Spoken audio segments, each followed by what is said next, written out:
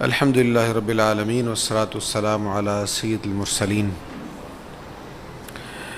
پہلے رکوع میں ایمان والوں کے متعلق ارشاد ہے، انما المؤمنون الذین اذا ذکر اللہ وجلت قلوبہم، وہی لوگ مومن کامل ہیں کہ جب اللہ کا ذکر کیا جائے تو ان کے دل خوف زدہ ہو جائیں،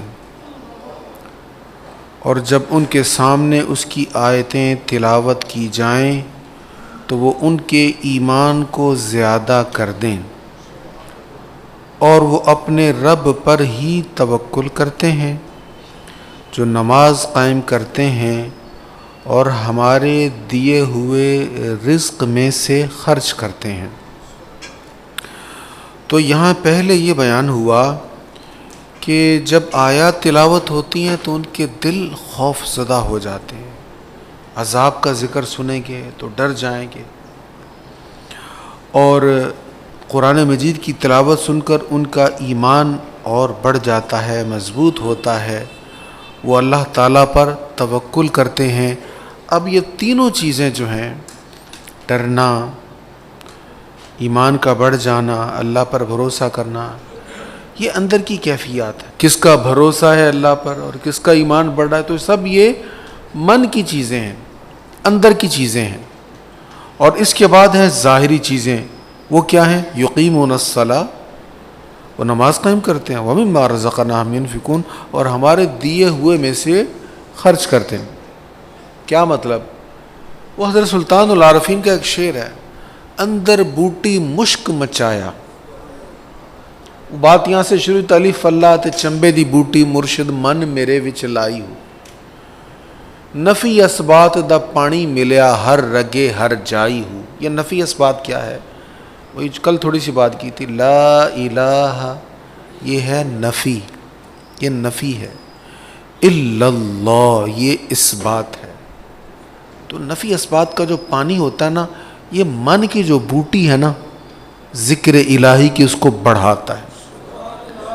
کہتے ہیں اندر بوٹی، پھر جب وہ بوٹی لگ گئی تو اندر بوٹی مشک مچایا، پھر خوشبو جب اندر سے بڑھی تو اس کے اثرات پھر ظاہر ہونے لگے۔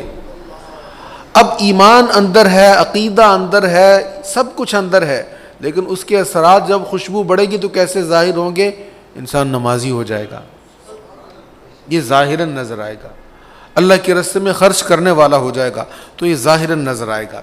تو یہ 5 صفات، 3 کا تعلق اندر سے، 2 کا ظاہر سے بیان کرنے کے بعد پھر فرمایا، یہی لوگ برحق مومن ہیں، ان کے رب کے پاس ان کے لیے بلند درجات ہیں اور بخشش اور معزز روزی ہے۔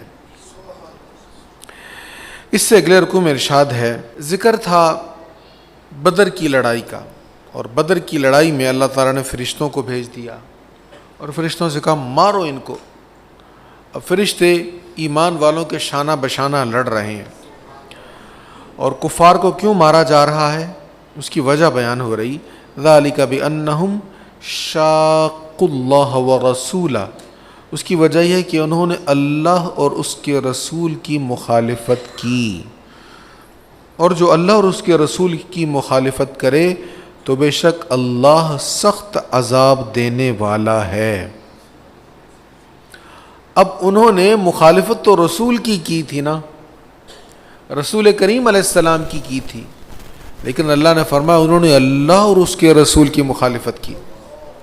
سورہ انفال میں اور اس کے آگے سورۃ البرات ہے، سورۃ التوبہ ہے، یہاں جا بجا اللہ اور اس کے رسول کا ذکر اکٹھے آیا ہے، اللہ اور اس کے رسول کے حق کو اکٹھا بیان کیا گیا ہے۔ اچھا فرمایا انہوں نے اللہ اور اس کے رسول کی مخالفت کی تھی تو بے شک اللہ سخت عذاب دینے والا ہے۔ پھر فرمایا یہ ہے تمہاری سزا، سو اس کو چکھو، اور بے شک کافروں کے لیے دوزخ کا عذاب ہے۔ اس سے اگلے رکوع میں ارشاد ہے، اے ایمان والو، اللہ اور اس کے رسول کے بلانے پر فوراً حاضر ہو، جب رسول تمہیں اس چیز کی طرف بلائیں جو تمہارے لیے حیات آفرین ہو، اور یقین رکھو کہ انسان اور اس کے دل کے درمیان اللہ حائل ہے، اور بے شک تم اسی کی طرف اکٹھے کیے جاؤ گے۔ اب یہاں سے میں صرف اس بات کی طرف توجہ دلاؤں گا امام شافعی فرماتے ہیں کہ بندہ نماز پڑھ رہا ہو اور حالت نماز میں اگر رسول کریم علیہ الصلاۃ والسلام اس کو بلائیں، پیغام پہنچے یا آواز پہنچے، تو اس پر فرض ہے نماز چھوڑ کر حضور کی بارگاہ میں چلا جائے، نماز چھوڑ کر جائے۔ بھی نماز تو عبادت تھی اللہ تعالیٰ کی، تو اللہ کی عبادت چھوڑ کر حضور کے پاس جانا، اس لیے کہ اللہ تعالیٰ ہی تو کہہ رہا ہے کہ جب میرا مصطفیٰ بلائے تو حاضر ہو جاؤ۔ آمنوا استجیبوا للہ وللرسول، اللہ اور اس کے رسول کے بلانے پر فوراً پہنچ جاؤ۔ اب اگر نماز چھوڑ کر حضور کی بارگاہ میں گیا ہے تو یہ بھی اللہ کی اطاعت میں گیا ہے، اس لیے جب وہ کام کر کے واپس آئے گا، جہاں سے نماز چھوڑ کر گیا تھا وہیں سے کنٹینیو ہوگی، نماز ٹوٹی نہیں ہے، نماز اس کی کامل ہے۔ اس سے آگے بڑا عظیم الشان ارشاد ہے، وَمَا كَانَ اللَّهُ لِيُعَذِّبَهُمْ وَأَنْتَ فِيهِمْ، اور اللہ کی یہ شان نہیں ہے۔ اصل میں پچھلی آیت میں ذکر ہے، مشرکین نے کہا کہ اگر آپ سچے رسول ہیں تو آسمان سے پتھر برسائیں نا، ہم پر بھی عذاب لائیں، آ جائے عذاب جو پہلی قوموں پر آیا تھا، ہم تو آپ کو مانتے نہیں ہیں۔ وہ آیت ہے وَإِذْ قَالُوا اللَّهُمَّ إِنْ كَانَ هَذَا هُوَ الْحَقُّ مِنْ عِنْدِكَ، اور یاد کیجئے جب انہوں نے کہا اے اللہ اگر یہ قرآن تیری جانب سے حق ہے، فَأَمْطِرْ عَلَيْنَا حِجَارَةً مِّنَ السَّمَاءِ أَوْ ائْتِنَا بِعَذَابٍ أَلِيمٍ، تو ہم پر آسمان سے پتھر برسا یا ہم پر کوئی دوسرا دردناک عذاب لے آ۔ اب پہلی قوموں میں ایسا ہی ہوتا رہا، جب قومیں انکار کرتی تھی تو عذاب آیا کرتے تھے۔ اب یہ تو اللہ کے حبیب ہے نا، یہ تو امام الانبیاء ہیں، اب جب کوئی حضور کا انکار کر رہا ہے اور مانگ رہا ہے عذاب، تو پتھر تو برسنے چاہیے تھے، عذاب تو آنا چاہیے تھا، بلکہ زیادہ شدت سے آنا چاہیے تھا کہ تم میرے حبیب کا انکار کر رہے ہو۔ لیکن اللہ نے کیا فرمایا، وَمَا كَانَ اللَّهُ لِيُعَذِّبَهُمْ، اللہ کی یہ شان نہیں کہ ان میں عذاب بھیجے، وَأَنْتَ فِيهِمْ، اس حال میں کہ آپ ان میں موجود ہیں۔ آپ چونکہ ان میں موجود ہیں نا، اس لیے اللہ عذاب نہیں بھیجے گا۔ اب نبی پاک صلی اللہ تعالی علیہ وآلہ وسلم کی وجہ سے اس وقت عذاب نہیں آیا تھا، اب بھی حضور کی وجہ سے نہیں آ رہا، حضور اب بھی موجود ہیں۔ مفسرین فرماتے ہیں کہ کریم آقا صلی اللہ تعالی علیہ وآلہ وسلم حضرت عیسیٰ علیہ السلام کی طرح آسمان پر تو نہیں گئے نا، حضور کا جسم اطہر معطر معمبر وہ اسی دھرتی پر ہے، مدینہ طیبہ اسی زمین پر ہے، تو حضور علیہ الصلاۃ والتسلیم کی وجہ سے، شہر کریم مدینہ طیبہ کی وجہ سے پوری روئے زمین سے عذاب رکا ہوا ہے۔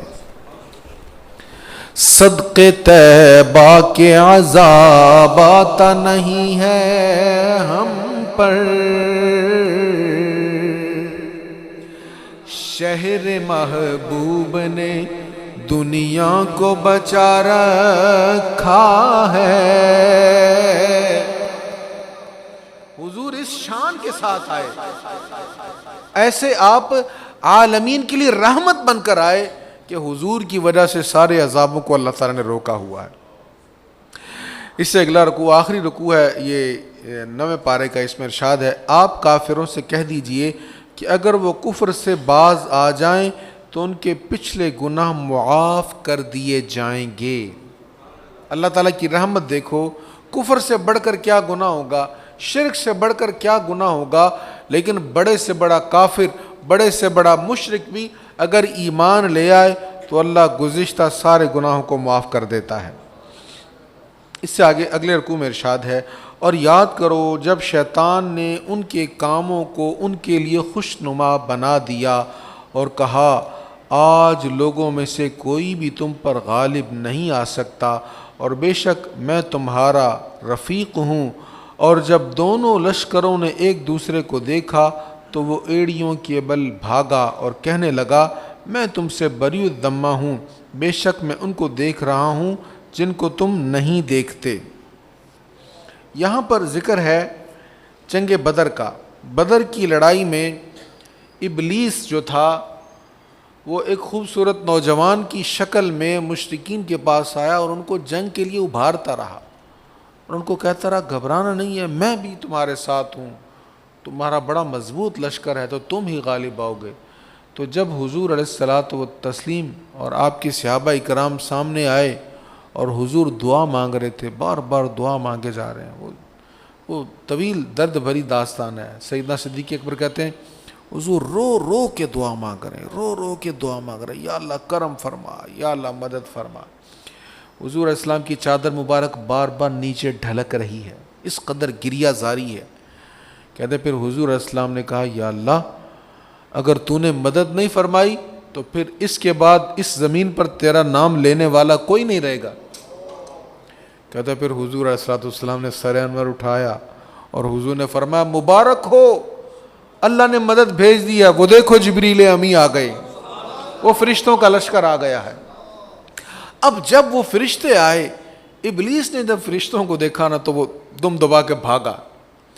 تو مشرکین نے وہ جو اس کے جن کے ساتھ وہ بڑے اظہار محبت کر رہا، تو کہنے لگا تو کدھر جا رہا ہے؟ وہ کہنے لگا بس اب یہاں بچنے کا کوئی چارہ نہیں ہے۔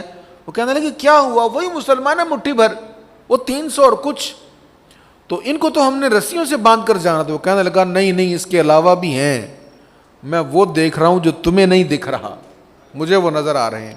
تو اس واقعہ کو یہاں پر بیان فرمایا ہے۔ اس سے اگلے رکوع میں ارشاد ہے اور یاد کرو جب منافقین اور جن لوگوں کے دلوں میں کفر کی بیماری تھی یہ کہہ رہے تھے ان لوگوں کو ان کے دین نے فریب میں مبتلا کر دیا ہے، اور جس نے اللہ پر توکل کر لیا تو بے شک اللہ بہت غالب بڑی حکمت والا ہے۔ جب حضور علیہ الصلاۃ والسلام اور آپ کے ساتھی مدینہ منورہ سے نکلے تھے بدر کی لڑائی سے پہلے، تو اس وقت منافقین آپس میں باتیں کر رہے تھے وہ اتنا بڑے طاقتور ہیں، مشرکین مکہ اتنی بڑی طاقت ہے ان کی، یہ مٹھی بھر ان کا مقابلہ کرنے کے لیے جا رہے ہیں، ان کے وہ تجارتی راستہ ہے اس کو روکنے کے لیے جا رہے ہیں، ان کو یہ نہ سمجھ ہے، ایسی باتیں کہیں جو کہنا مناسب نہیں۔ تو ان کا گمان یہ تھا کہ ان کے دین نے ان کو فریب میں مبتلا کر دیا ہے، یہ اپنی جان کو خود مشکل میں ڈال رہے ہیں۔ اچھا منافقین کا گمان اتنا زیادہ تھا کہ یہ مسلمان بچ کر نہیں آئیں گے۔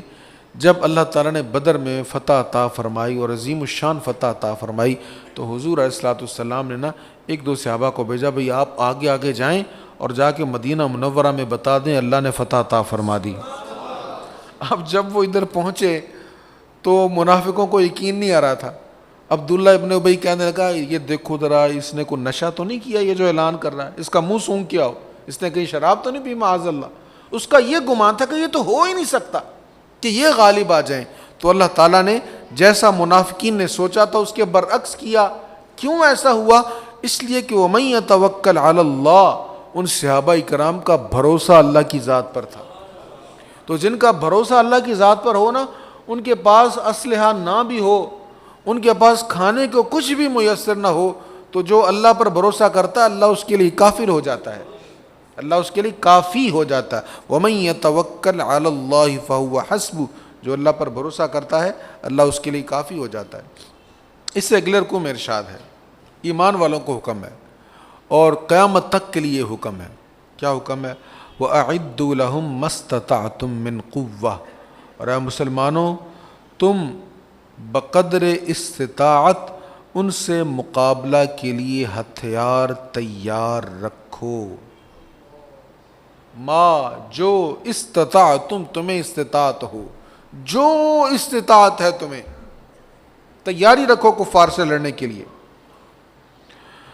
اور بندھے ہوئے گھوڑے، اور ان سے تم اللہ کے دشمنوں کو اور اپنے دشمنوں کو مرعوب کرو، اور ان کے سوا دوسرے دشمنوں کو جنہیں تم نہیں جانتے اللہ انہیں جانتا ہے، اور تم اللہ کی راہ میں جو کچھ بھی خرچ کرو گے اس کا تمہیں پورا پورا اجر دیا جائے گا، اور تم پر بالکل ظلم نہیں کیا جائے گا۔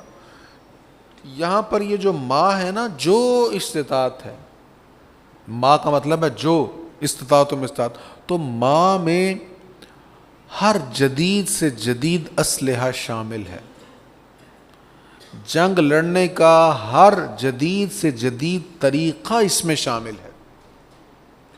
وہ پہلے بھی بات ہوئی تھی کہ اب جنگیں اسلحہ سے نہیں لڑی جاتی، اگرچہ اسلحہ بھی استعمال ہو رہا ہے، لیکن اس سے بڑھ کر جنگیں اب لڑی جا رہی ہیں سوشل میڈیا پر، انٹرنیٹ پر جنگیں لڑی جا رہی ہیں، اور لوگوں کے ذہنوں کو تبدیل کیا جا رہا ہے، تعلیمی اداروں پر انویسٹمنٹ کی جا رہی ہے، NGOs کے ذریعے آپ ہی میں سے بندوں کو چن کر آپ کے خلاف استعمال کیا جا رہا ہے۔ تو ہر وہ میدان جہاں سے مسلمانوں کو نقصان پہنچ رہا ہے وہاں پر ہمیں کام کرنے کی ضرورت ہے، اور یہ آیت کریمہ اس کی طرف توجہ دلا رہی ہے کہ جو تم کر سکتے ہو اللہ کے دشمنوں سے لڑنے کے لیے تمہیں وہ کرنا چاہیے۔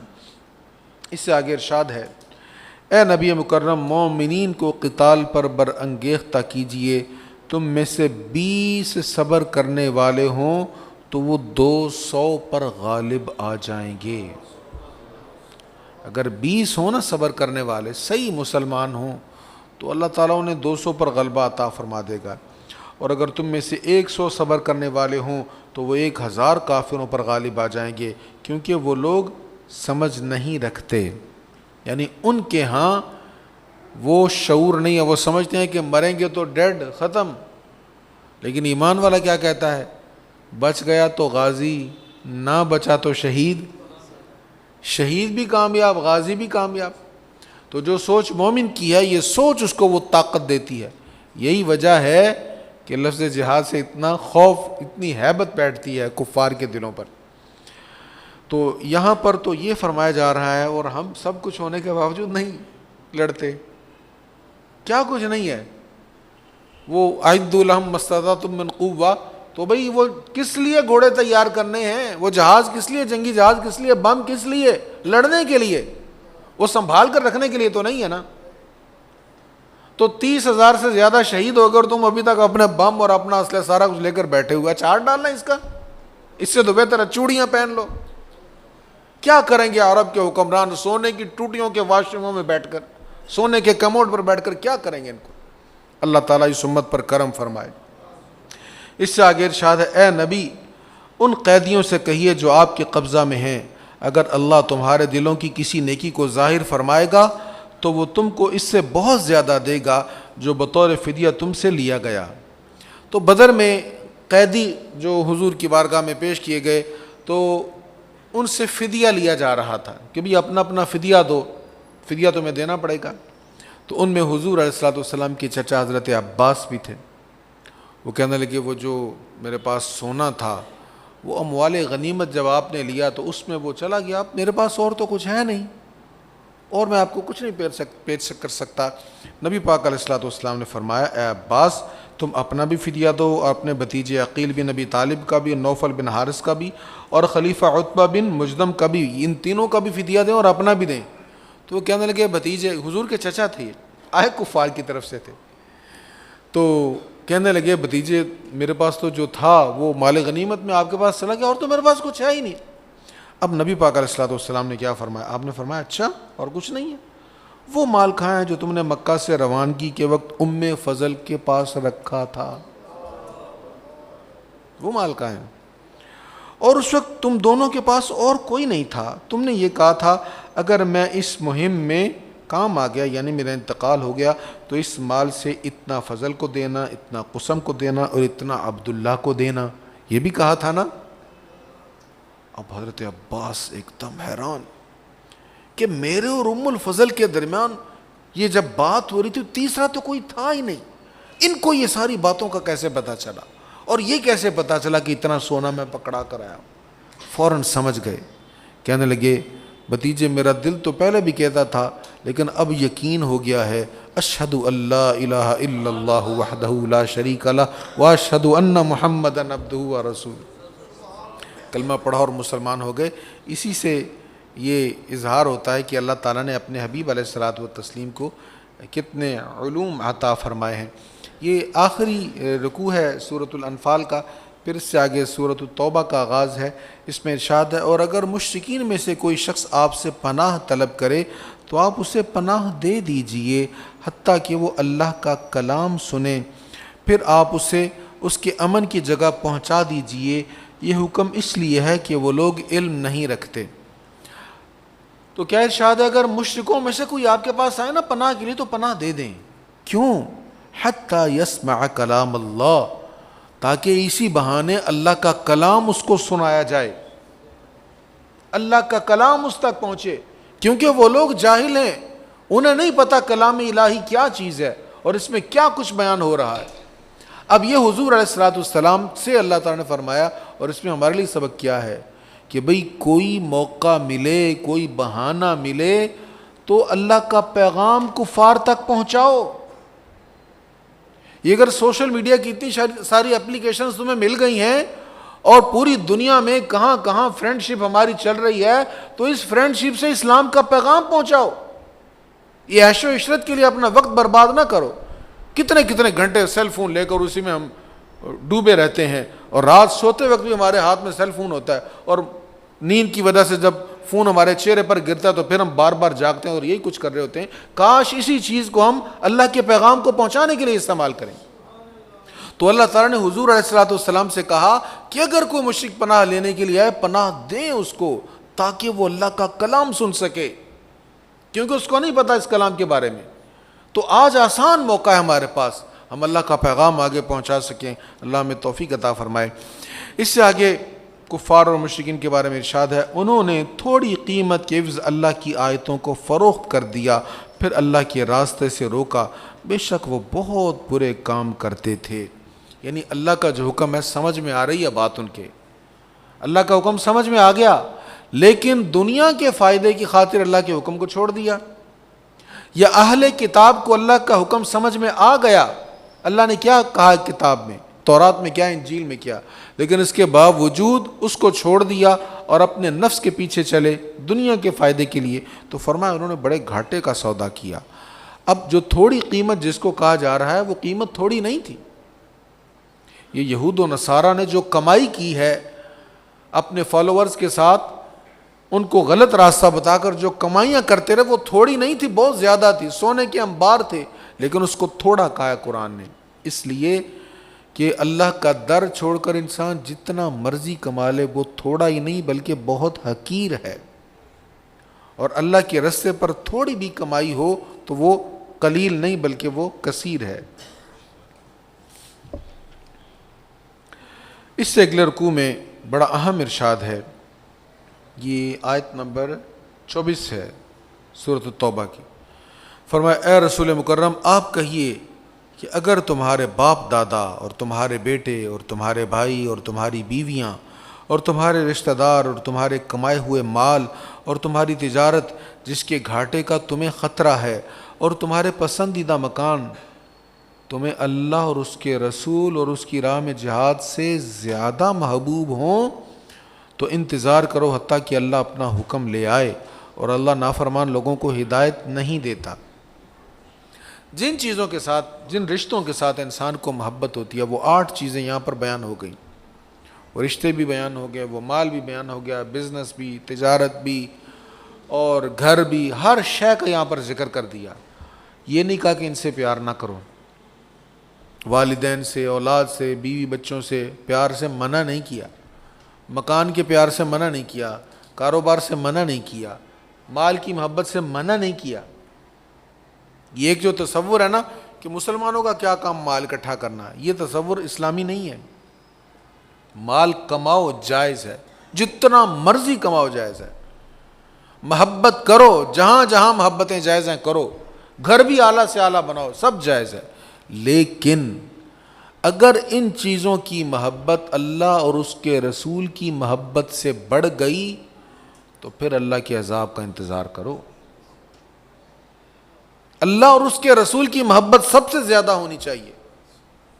کاروبار سے بھی محبت کرو، رشتے و ناتوں سے بھی محبت کرو، گھر سے بھی محبت کرو، جو مال کمایا اس سے بھی محبت کرو، لیکن کسی بھی چیز کی محبت اللہ اور اس کے رسول کی محبت سے زیادہ نہیں ہونی چاہیے۔ یہاں اگر توازن خراب ہو گیا تو اللہ تعالیٰ فرماتا فَتَرَبَّصُوا حَتَّى يَأْتِيَ اللَّهُ بِأَمْرِهِ، پھر اللہ کے امر کا یعنی عذاب کا انتظار کرو، اور اللہ تعالیٰ فاسقوں کو ہدایت نہیں دیتا۔ اب اولاد کے ساتھ محبت، ایسی محبت جس میں اللہ کی نافرمانی ہو، بیوی کے ساتھ یا شوہر کے ساتھ وہ محبت جس میں اللہ کی نافرمانی ہو، اور بزنس کمانے میں، مال کمانے میں ایسا انہماک جس میں اللہ اور اس کے رسول کی مخالفت ہو، تو یہ وہ کام ہیں جن کی وجہ سے اللہ تعالیٰ کے عذاب کو دعوت دینے والی بات ہے۔ اس سے آگے ارشاد ہے، اے ایمان والو، تمام مشرک محض نجس ہیں۔ مشرکوں کے ساتھ کتنا پیار ہے مسلمانوں کو، اور کتنی پیار کی پینگیں بڑھ رہی ہیں آج کے دور میں۔ اللہ تعالیٰ فرما رہا ہو یہ تو نجس ہیں، جو ناپاک ہے اس کے ساتھ تمہارا پیار بڑھ رہا ہے، جو پاک ہے اس کے ساتھ اپنا تعلق بڑھاؤ نا، اس کے ساتھ اپنی محبت بڑھاؤ۔ اس سے آگے ارشاد ہے، وہ یہ چاہتے ہیں کہ اللہ کے نور کو اپنی پھونکوں سے بجھا دیں، اور اللہ اپنے نور کو مکمل کیے بغیر ماننے والا نہیں ہے، خواہ کافروں کو ناگوار ہو۔ یہود نے بڑی کوشش کی کہ حضور علیہ الصلوۃ والسلام کو شہید کیا جائے، مشرکین نے بڑی کوشش کی کہ حضور علیہ السلام کو شہید کیا جائے، آپ کا پیغام روک دیا جائے۔ اللہ فرماتا نہیں، ایسا نہیں ہوگا، یہ نور جو ہے نا اس کو کوئی بجھا نہیں سکے گا، اس کی روشنی تمام ہو کر رہے گی، اور یہ دین جو ہے سارے دینوں پر غالب ہو کر رہے گا۔ اس سے اگلے رکوع میں ارشاد ہے، اے ایمان والو، تمہیں کیا ہو گیا کہ تم سے اللہ کی راہ میں نکلنے کے لیے کہا جاتا ہے تو تم بوجھل ہو کر زمین سے چپک جاتے ہو؟ تمہیں کہا جاتا ہے نکلو اللہ کے راستے میں اور تم زمین کے ساتھ چپک جاتے ہو۔ کیا تم نے آخرت کے بدلے دنیا کی زندگی کو پسند کر لیا ہے؟ سو دنیا کی زندگی کا نفع تو آخرت کے مقابلے میں بہت تھوڑا ہے، بہت تھوڑا ہے۔ یہ مسلمانوں کی آج کے دور کی عمومی حالت کو یہاں پر بیان کیا جا رہا ہے۔ اس سے آگے ارشاد ہے، آپ کہیے کہ تم اللہ کی راہ میں خوشی سے خرچ کرو یا ناخوشی سے، تم سے ہرگز قبول نہیں کیا جائے گا کیونکہ تم فاسق ہو۔ یہ کفار کے بارے میں کہا جا رہا ہے، جتنا مرضی تم خرچ کر لو، تمہارا خرچ اللہ کو پسند ہی نہیں ہے، اللہ تمہیں خرچ کرنے کا کہتا ہی نہیں ہے۔ ہزاروں، لاکھوں، کروڑوں، جتنا مرضی تم خرچ کرو، تمہیں کوئی فائدہ نہیں ہے۔ کیوں؟ اس لیے کہ پہلے اللہ کو مانو، اس کے حبیب کو مانو، پھر تھوڑا بھی خرچ کرو گے تو اجر ملے گا۔ اگر تم مان نہیں رہے تو جتنا بھی خرچ کر لو کوئی فائدہ نہیں ہے۔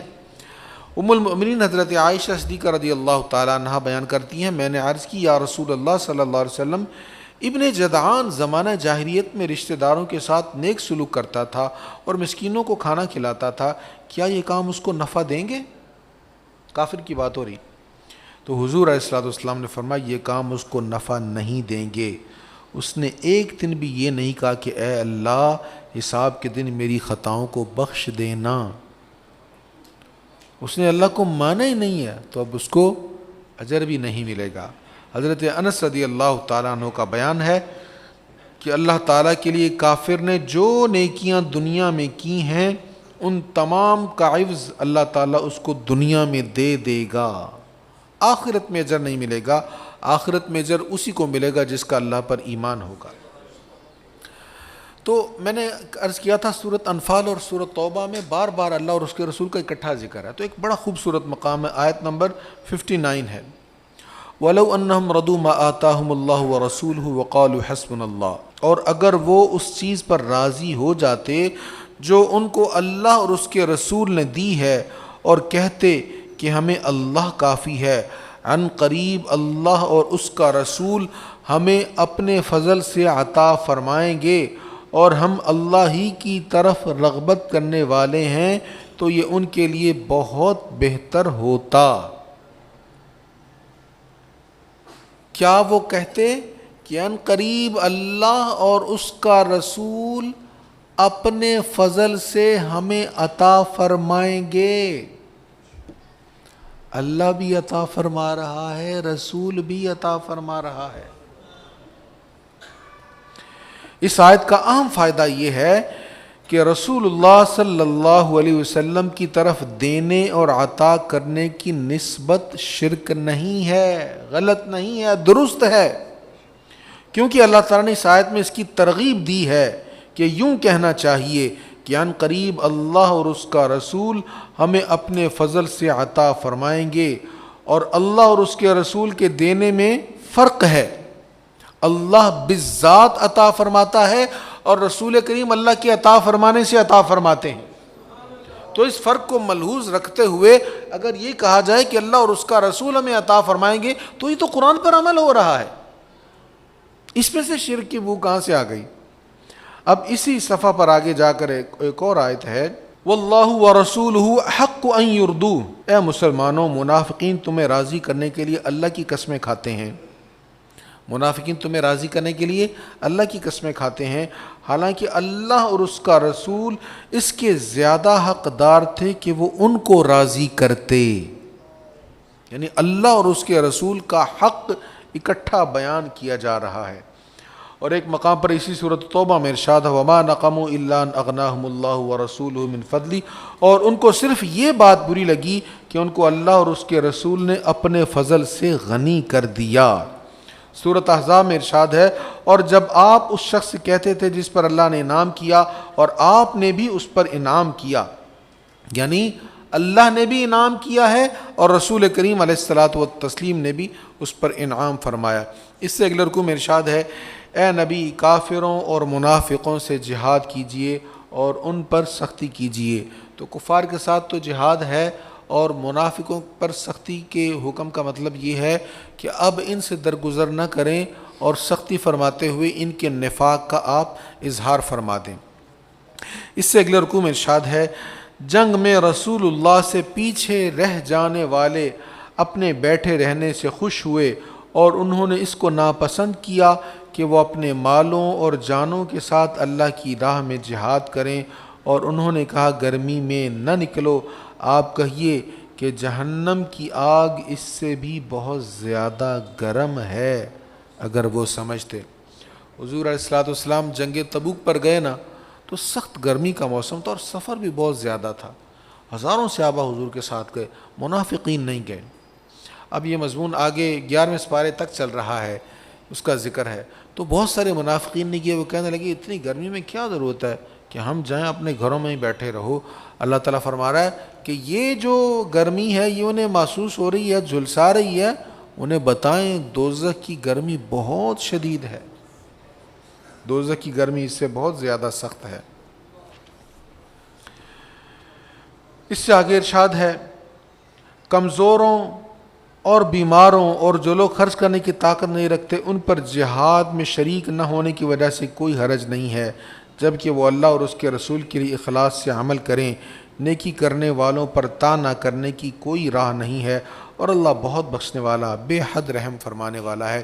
بہت سارے صحابہ کرام کمزور تھے، بیمار تھے، تو وہ جانا چاہتے تھے جہاد پر، سواری بھی نہیں تھی، تو وہ رونے لگ پڑے، عرض کرنے لگے حضور ہم تو جانا چاہتے تھے۔ تو اللہ تعالیٰ نے ان کے متعلق فرمایا جو کمزور ہیں، جن کے پاس مال بھی نہیں خرچ کرنے کے لیے، کوئی تنگی نہیں ہے ان پر اگر وہ نہیں گئے، بلکہ حضور کی حدیث ہے، سرکار کریم علیہ السلام نے فرمایا صحابہ کرام سے، اب دیکھو تم یہاں سے گزر رہے ہو، گھاٹیوں سے گزر رہے ہو، دشوار گزار راستوں سے گزر رہے ہو، تو تمہارے وہ بھائی جو مدینہ شریف میں ہیں لیکن وہ بھی آنا چاہتے تھے، وہ بھی تمہارے ساتھ ساتھ ہیں، بیٹھے اپنے گھروں میں ہیں، لیکن حضور کہہ رہے ہیں ثواب میں وہ یہاں سے تمہارے ساتھ ساتھ گزر رہے ہیں، کیونکہ ان کا بھی دل چاہتا تھا کہ وہ ساتھ ہیں۔ اس سے کیا سبق ہے ہمارے لیے کہ انسان اگر چاہتا ہو نیکی کرنا، اس کے پاس نہ بھی استطاعت ہو، تو محض چاہنے کی وجہ سے اللہ ثواب عطا فرما دیتا ہے۔ کیسا اس کا در کرم ہے، کتنا مہربان ہے کہ بندے تیرے پاس طاقت نہیں، اختیار نہیں ہے، تو بس نیت کر، تمہیں نیت پر ہی اجر مل جائے گا۔ اللہ ہمیں توفیق نصیب فرمائے۔